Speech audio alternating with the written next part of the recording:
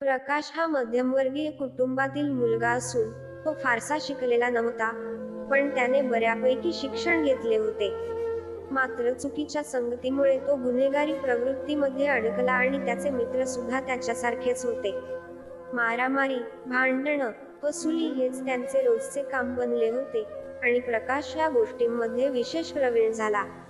तो धमक्या देऊन आणि हाणामारी करून वसुली करीत असे, त्यामुळे कॉलेजमध्ये सुद्धा सगळे त्याला घाबरायचे. अशातच त्याच्या आयुष्यात जयश्री आली, जी त्याच्या शाळेतील मित्राची बहीण होती. मात्र प्रकाशच्या गुन्हेगारी वृत्तीमुळे जयश्रीच्या भावाने त्याच्याशी मैत्री तोडली होती. पुढे काय होईल हे प्रकाशला माहीत नव्हते, पण जयश्री नकळत नेहमीच त्याच्या आसपास येत असे आणि त्यांची नजरानजर व्हायची. असे अनेकदा घडले, ज्यामुळे प्रकाश तिच्या प्रेमात पडला आणि एक दिवस त्याने थेट तिला प्रपोज केले.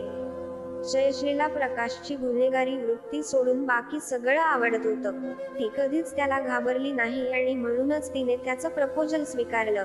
दोघांचे रोजचे भेटणे आणि गप्पा वाढल्या आणि जो प्रकाश कुणालाही घाबरत नव्हता तो आता जयश्रीचे ऐकू लागला.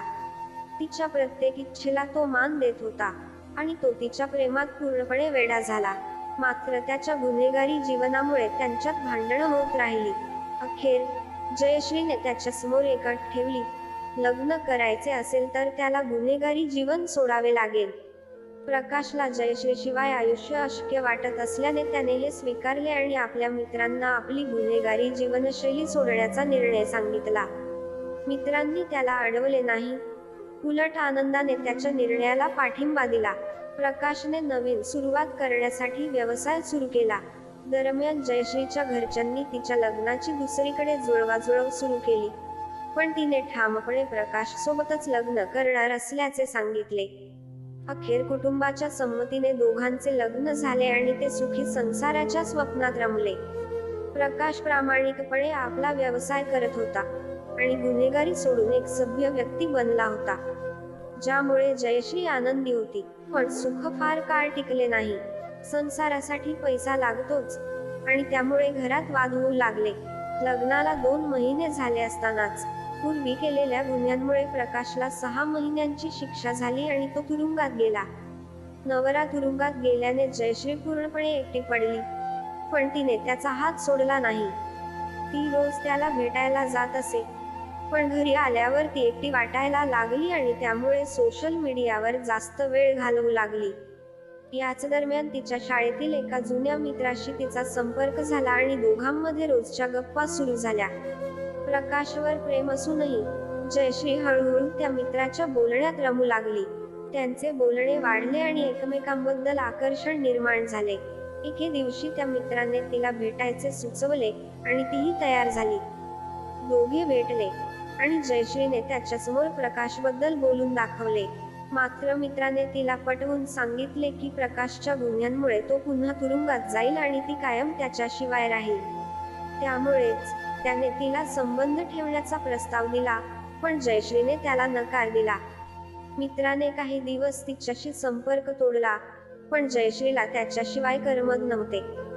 एका पार्टीत त्या मित्रासोबत जयश्रीने दारू घेतली आणि तिचा स्वतःवरचा ताबा सुटला. त्या रात्री त्या दोघांमध्ये अनैतिक संबंध प्रस्थापित झाले.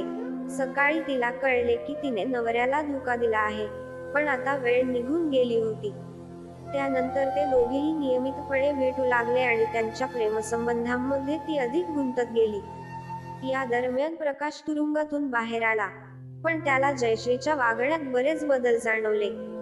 काही दिवसांतच जयश्री गरोदर असल्याचे कळले, पण प्रकाशला शंका आली कारण तो नुकताच तुरुंगातून बाहेर आला होता.